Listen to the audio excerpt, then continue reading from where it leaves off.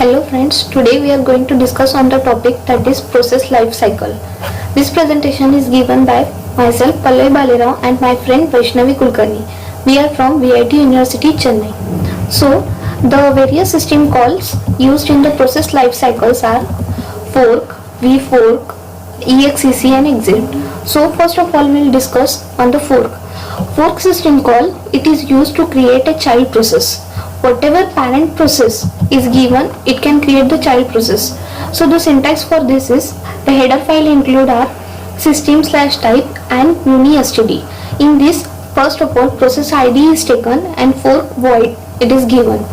In this fork system call, it creates a child process that is which is different from the parent process, and only its process ID and parent process ID are included in this. So in this, on the success, if the child process is created, the process ID of the child process is written, that is 0 it is written in the child thread of execution, and on the failure -1 will be written in the parent context, and error number it will be set to the approximate value. The next system call we are going to see is the vfork system call. Vfork system call, it creates a child process and it blocks the parent process. Means new child process is created and the parent process it is blocked. In this also same header files are used, that is system_types.h and uni_std. In this also there also in the first system call, that is fork system call, we have seen that process ID is used and the vfork system call is included in this. In this vfork function, it has the same effect as the fork, means it is used to create the child process, except that the behavior is undefined, and if the process created by the vfork either it modifies any data other than the variable of type process ptid used to store the return value from vfork. So the next system call is the wait system call. Wait for processes to change the state, means whatever the process state, that is parent process or whether it may be the child process, it waits for it to change the state. Then in this also the same header files are included, but again one it is included, that is wait.h, means to change the state wait it is included. In this process ID is taken, wait and the status, whatever may be the process status it is given. In this status option, and this it is included, that is wait PID, that is wait process ID, then process PID, status of the process and the options. In this wait system call, all of these system calls, these are used to wait for the, means from the child state it can go from the ready state to the waiting state. Calling process can obtain the information about the child though state has been changed. In this, if a wait is not performed, then it terminates the child process and it can go into the zombie state. In this wait PID include -1 and w status, 0. W status means whatever wait status it is, it can be included in this. The wait PID system call, it suspends the execution of the calling process, means whatever the calling process or the running process it is, it can suspend its execution, and then the process ID arguments are changed. In this we have included that whatever the return value included, that if it returns minus value, then the group ID and equals to the absolute value of the process it will be given. In next one is the -1. -1 meaning wait for any child process, it waits for any child process to be executed. 0 means that child process whose process group ID is equal to that of the calling process. If it is greater than 0, means whatever the value obtained it is greater than 0, then process ID is equal to the value of PID, means it is equal to the value of the process ID. Then next one is the exit system call. Exit system call, it terminates the current process, means whatever the current process it is going on, it can terminate the current process. In this syntax we have included, it is void exit. Header file used is uni_std.h and void exit in status, means in wait also we have seen that status is included, and in this also status is included. In this standard library.h and void exit init status, means whatever status of the process it is given, means both are the same. Next one is the means in the exit system call, it terminates whatever the calling process it is, immediately it will be terminated. The value status is returned to the parent process at the process exit status, means whatever its exit status it will give, and it can be collected in the wait family of calls, means whatever we have return values, it will be collected in the wait status. So the return value, this function does not have any return value, means it will not return any of the return value. The next one is the exec. In this exec system call, it has slightly different characteristic from all other. It includes execl, in which path of the this it is included and the arguments are included. Next one, it has init execlp. In this also the file is included and the arguments are included. Next one is it is execle. In this, path is included, arguments are included, and envp is included. The next, it has execv. In this execv, it has path and whatever the argument it is passed, it is included. execvp, it includes file and the arguments. execve, it has character and the envp. In this, whatever the first three we have seen, they are used to accept a variable number of argument, that is these three.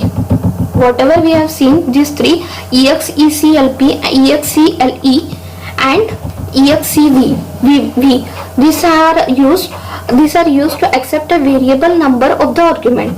Then the next one, that is excvp and excve, these are used to using an array of a pointer to a string whether the last entry is null, means they will see that whatever the last entry is null or not. So in this, the next one part will be continued by my friend Vaishnavi Kulkarni. So now in the program we will use all the system calls that we have seen before. So firstly in the program we have declared the header files, which are the basic header file, that is the stdio.h, standard library and unistd, etc.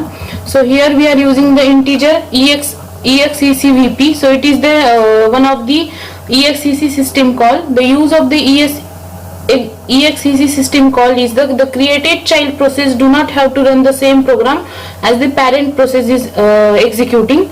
So there are various types as we have seen above. So we are using execvp. So we have to pass the two arguments.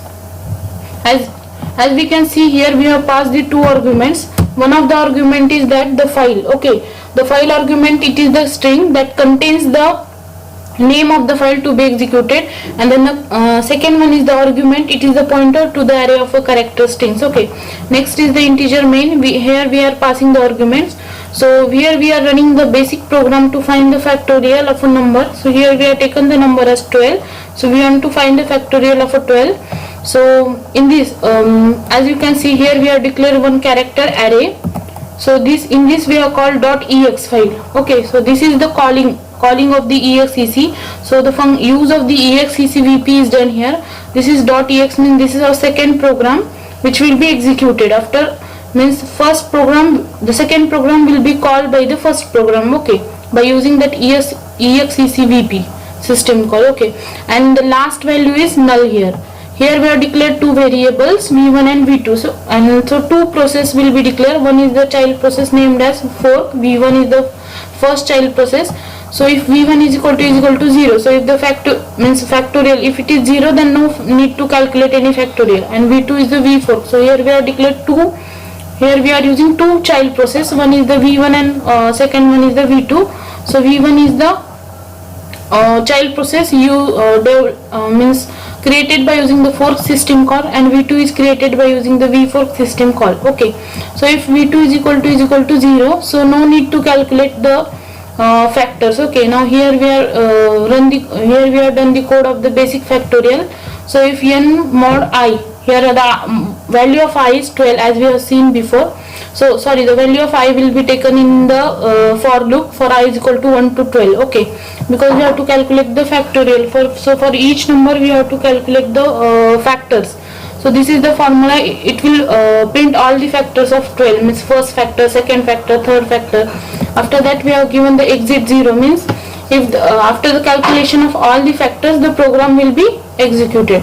And here we have used the wait system call. So as we all know, the wait system call, the use of the wait system call is one of the child process. After execution of one of the child process, the parent process will be executed. If we do not give any id or any value in the wait system call, if you give wait in bracket PID, then the specific id of the child will be run first and then the parent will be run. And if we will give the wait in bracket null, then firstly all the child process will be execute and after that the parent process execute. So at the end of the termination, there won't be any child process whose execution is not done. Okay, so this is the main difference between the wait system call. So here again we have used the wait.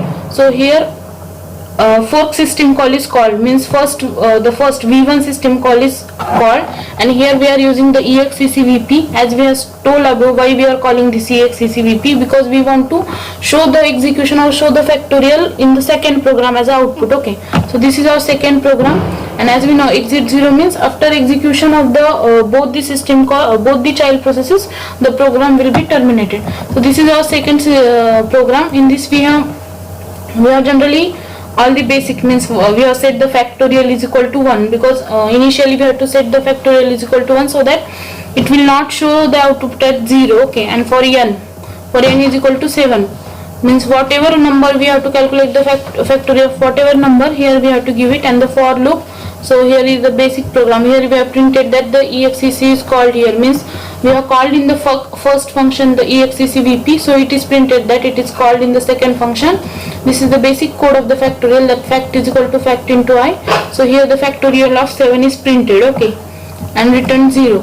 So this is the output for the program. As we can see here, the factorial of, instead of the factorial of 7, we are run the program for the factorial of 12. Okay, so factors of 12 is 1, 2, 3, 4 and 6. So these are the factors of the 12. So we will get all the factors of the 12. Okay, so here we are not giving any factorial, we are using the factors. Okay, so after, in the first program we have calculated the factors of the 12, and in the second program we are giving as output only the factorial of 7. So this is the factorial 5040, this is the factorial of 7. So as we can see, there are many slight difference in the first program and second program. In the first program only we are calculating the factors of 12. Okay, means here we are given the value 12 as the input. So in this program we are only printing the factors of 12, how many factors of 12 are there. And in the second program we are calling the first program, but we are using the different code, we are running the different program, that is we are printing here the factorial of 7. Okay, so as we can see in the output, in the first, after the execution of the first program, we will get here that fork is called and all the factors of 12 are printed. After that execc is called by using the exccvp system call, and the factorial is printed. Okay, so this was the basic function which explained the concept of the process, means process and the basic system calls such as fork, vfork, wait, exit and execc. So I hope you all will understand. Thank you.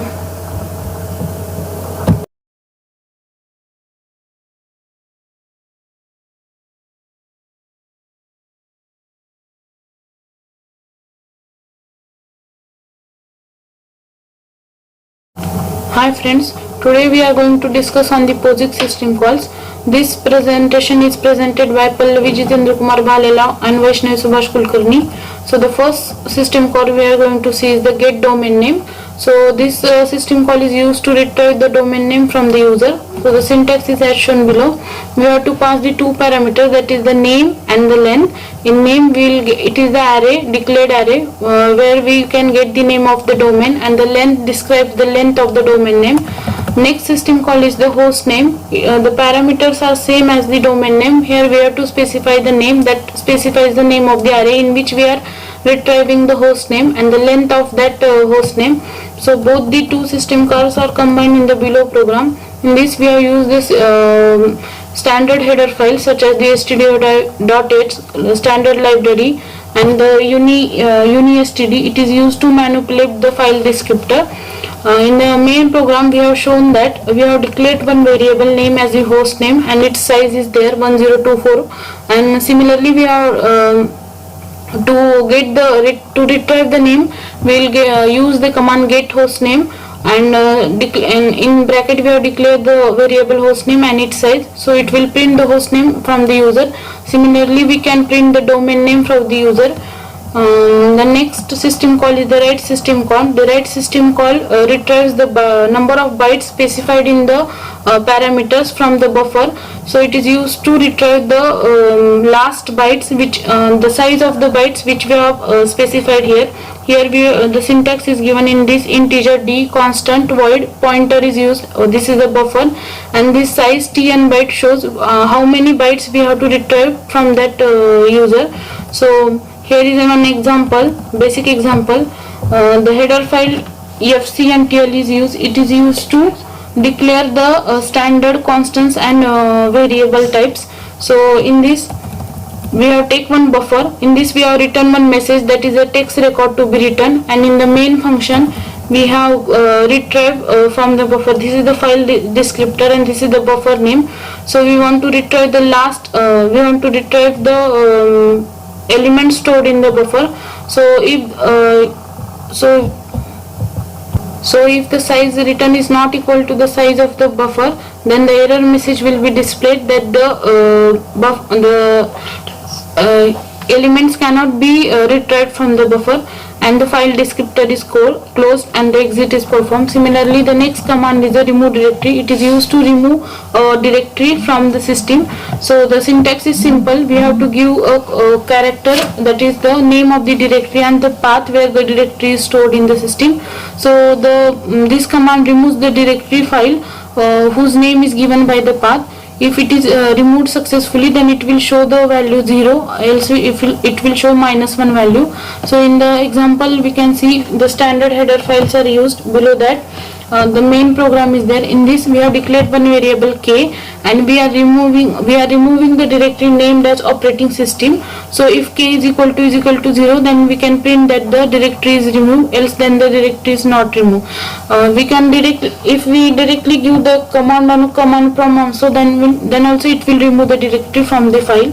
The next system call is fchown. It is used to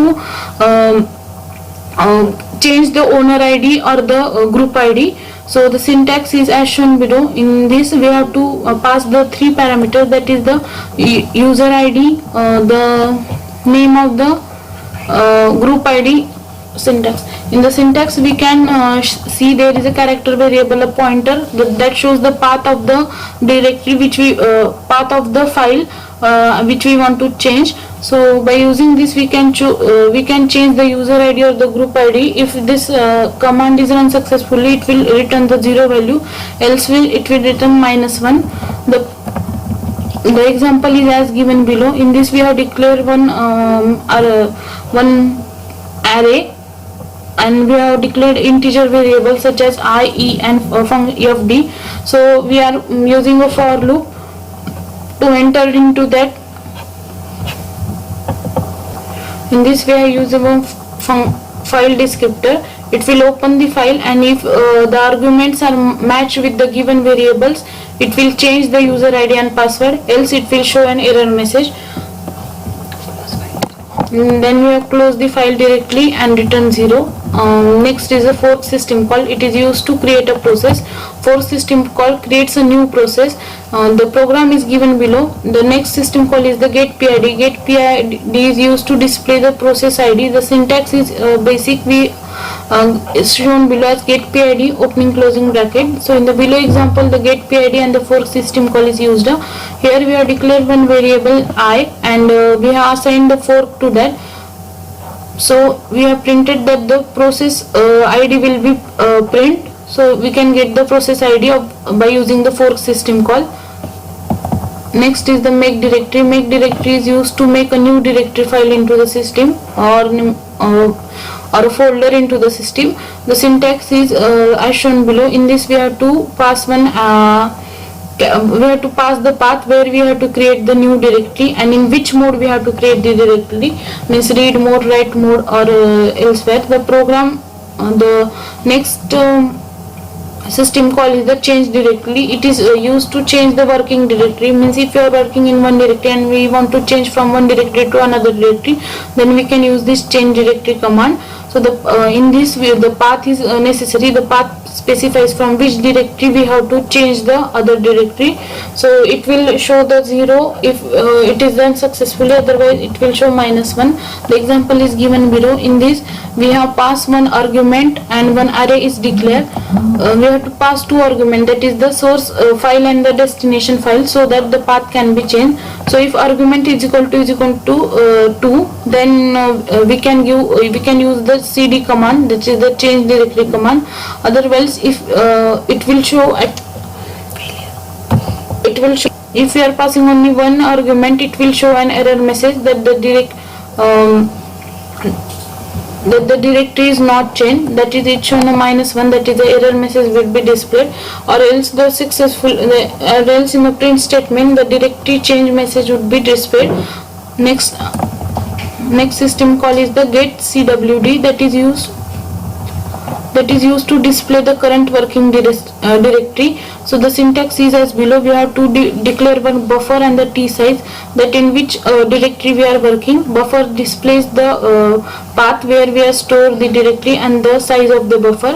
So in the below example we have explained the system call. Here we have make one directory name as os2, and if the directory is created successfully,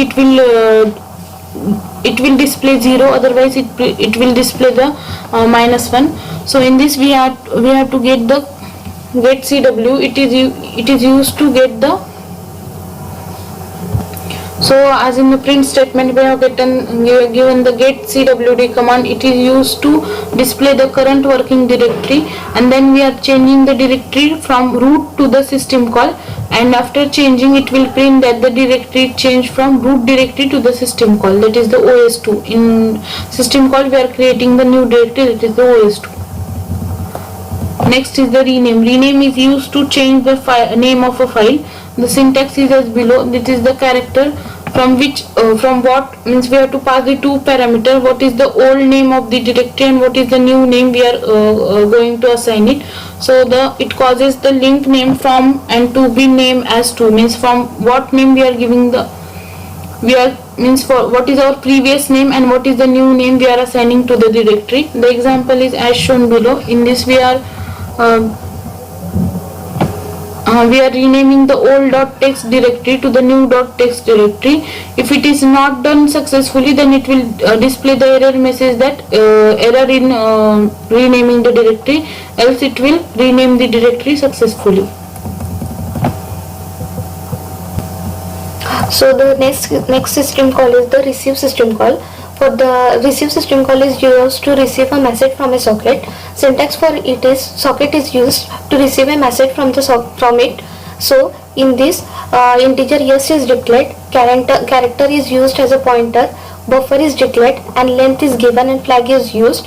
So receive system call is used to receive the message from a socket.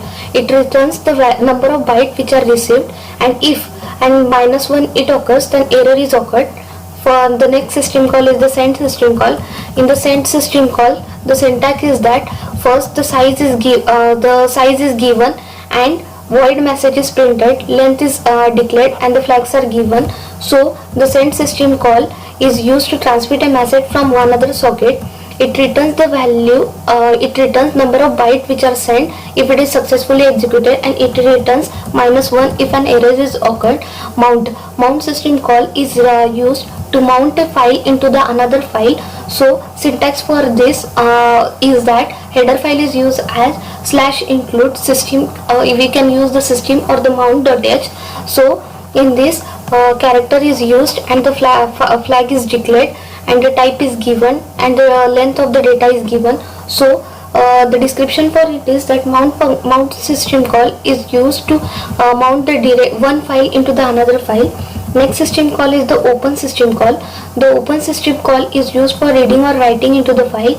So the header files used for this are system.h, stat.h and fcntl.h. It is used to manipulate the file descriptor, and this in the open system call, the open function opens a file descriptor for the naming the file and sets the file status flag according to the value of the flag. So example for this is first of all, file descriptor is given, and file descriptor opens the file named as match.txt.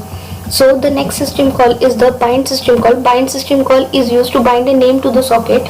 The syntax for it is given as system.socket is used in the header file, and the pointer and the name of the length is given.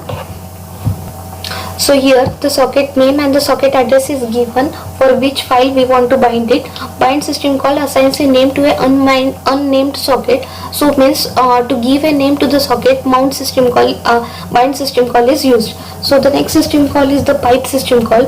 Pipe system call creates a descriptor pair for the inter-process communication. The syntax for is that you header file is used at UNISTD, and in this file descriptor is used. File descriptor is used for the inter-process communication. So one program can communicate with the another program by the intercommunication. In this example, as given as, so in the example it is explained that first of all, file descriptor is given and buffer is declared. In this, pipe is used. Pipe is used to communicate one program with the another program. String length that the data is given. Then in the buffer 1024 bytes are taken. If it will take, if it is declared, then it will give the buffer value, and if it is not executed, then it will give the error value, that is read. So the next system call is the link system call. It is used to create a link to the existing file. Syntax for this, it is used as the UNISTD. It is used to manipulate for the file descriptor. In this, it returns the value 0 if executed successfully, and it returns the value -1 if an error is occurred. So in the example, it is given as integer I is declared. Then it links the file text.txt with the another file. So for this, link system call is used. Unlink system call. Unlink system call is used to remove a directory entry. Syntax for this is that the path is specified in this. Unlink system call removes the directory entry name referred to by the path. So in the example, it is given as, so the unlink system call removes the directory entry name referred to by the path. In the example, it is explained that removing the temporary file, first unlink whatever the file name we have to give here, then it will give that print the removing the directory, it is removed. Then the next system call is the unmount system call. Unmount system call is used to unmount the file which is mounted in another file. So the unmount system call gives the file system object on the system. In the syntax, it is given as the data is taken and the flag is declared. The last system call in our document is the truncate system call. The truncate system call is used to truncate the file to of the specified length. In the syntax, it is given as the path is given as the pointer and the length is declared. Path specifies the file to be modified and the length specifies the offset length. So in the example, it is explained that first of all, integer j is declared. J is taken as whatever the root or whatever the path we want to truncate, it is taken as. Then printf the file will be truncated, returns 0. Thank you.